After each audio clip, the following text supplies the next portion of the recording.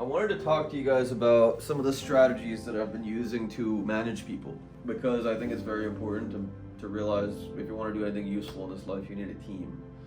You need a team of dedicated people that are passionate and have your values, essentially. So the main thing that I would say is set in stone your values, right? So my values are loyalty, my values are productivity, efficiency in a sense, my values are integrity, humor. I love me some humor. I love me some humility, right?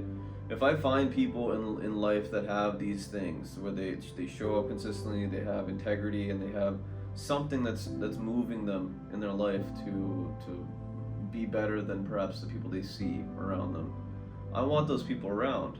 However, it can seem very daunting to consistently reinforce these kinds of qualities in people, because that's really what we're doing as leaders, right?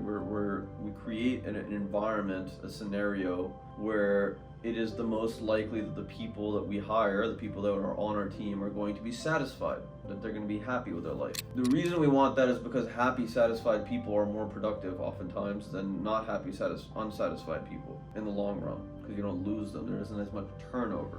So the thing that I always try to do is, listen, I have rough mornings. Everyone has rough mornings. I have rough nights, sure. But I will never ever allow that to seep into my work scenario. When I go to work, I am always going to try to project as positively as I can. Not in like a fake way. It can come off as that, but really just as much as I possibly can, I really do just try to put the energy in. And that necessarily, when the people around you are awake and they're looking at that and they know that you're working your ass off and you still have this great attitude, I believe it's an inspirational statement in itself, the action in itself. So that's definitely something that I use.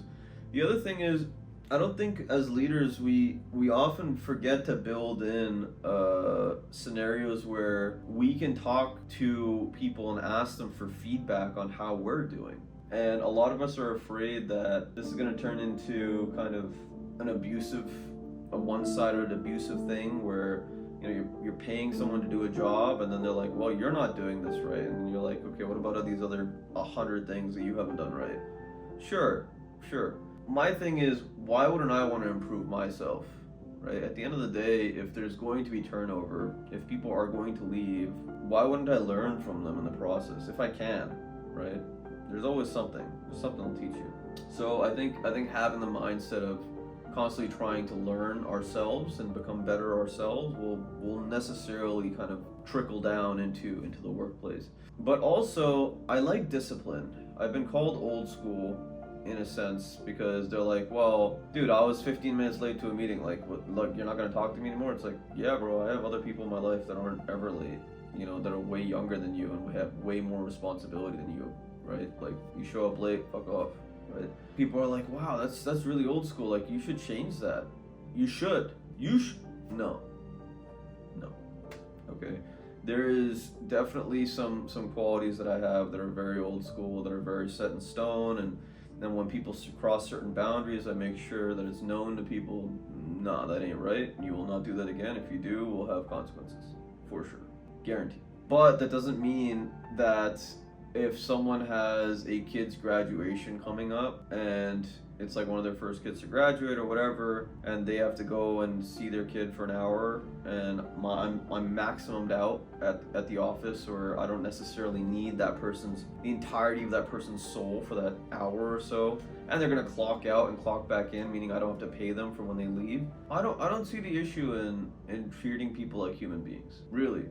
Because at the end of the day, like, it's not always going to be structured. There's definitely going to be days where it doesn't all fit perfectly. There's definitely going to be days where technology's not working correctly, or you have a bad customer, or, you order supplies and they don't quite turn out the way that you want them to. And this applies in any scenario, any sort of leadership scenario. If you're worth your shit, you're probably thinking about these things. So it's why wouldn't you want to have people around that know that you're human, and they know that they're human, right?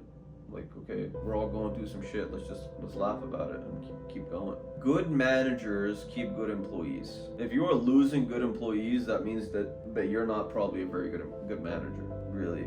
So it all comes down to these social skills. I mean, I made this entire channel Terabify about emotional intelligence because I believe so strongly in its power to indicate success in any capacity. Like, the most successful people in life are, in my opinion, the most emotionally intelligent people, because we know how to self-soothe, we know how to manipulate situations to work in our favor, or at least be positive in a sense. We know how to make other people feel good about themselves, thus increasing their productivity. It's like the ultimate support role is like someone that's emotional intelligence is high, right? Because we fit in where we need to fit in, and where we don't want to be, we know we don't want to be there, so we leave. And emotionally intelligent doesn't mean, as I may have alluded to before, that you're just always rolling over and doing what other people want you to do. It's like, fuck that. Why the hell would I do that? Right? I have a life. I have a soul. I have things I want to do. So either you do them, or you allow other people to sidetrack you and not do them, and then feel shitty about that other person. Whereas the fault was always ours, that we didn't stop that other person from taking our time or whatever. So there's this thing where when you're paying someone hourly, or when someone's on your team and they seem at least outwardly very comfortably aloof in a sense, that they're not working towards what you would expect them to work towards. The buildup of trust is very important there. Because chances are, if you think about it, if you yourself were working for someone, and hopefully you're someone that works hard and has integrity and cares, I assume you are because you're watching this channel. If you were to take a break and your boss was looking, oftentimes, like I wouldn't personally ever take a break when my boss is looking if I knew that I should be doing something else. That's what it means to have integrity. So whenever I see my staff taking a break or talking, a part of me is like, yo, I should go over there and crack the whip and be like, hey, like time to get to work. But then I'm thinking to myself, well, every other time that I've told these people that they should be doing something, they know what they should be doing, and they're like, well, we did that, or yeah, well, this is a more efficient way to do it, right? There's a level of trust that's required so that we're not constantly micromanaging.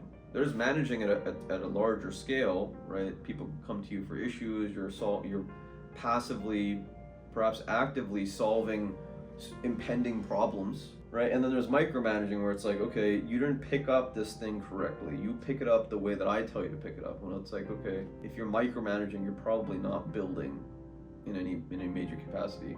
There was a quote, if you're running around hauling buckets, you can't build a pipeline. Let them haul the buckets. You build a pipeline so that they have buckets full of something, the real role of a leader, a manager. The other thing that I like to do a lot is, and this actually probably pisses people off because it's almost like a parenting technique, but I think it's really useful in the sense that you'll always have people that are learning things, is whenever I find someone that has a particular talent or a particular interest, I try to go out of my way to create at least one opportunity or project for that person to nurture that thing. Reason being, as soon as we stop learning, we get bored. And as soon as we get bored, we start looking for other things to do. So there's no point in not utilizing what's naturally interesting to someone else in order to keep them around longer and make them feel like they're growing outside of just doing the meaningful tasks of a job. So always, and even if the project isn't moving like 1,000 miles an hour,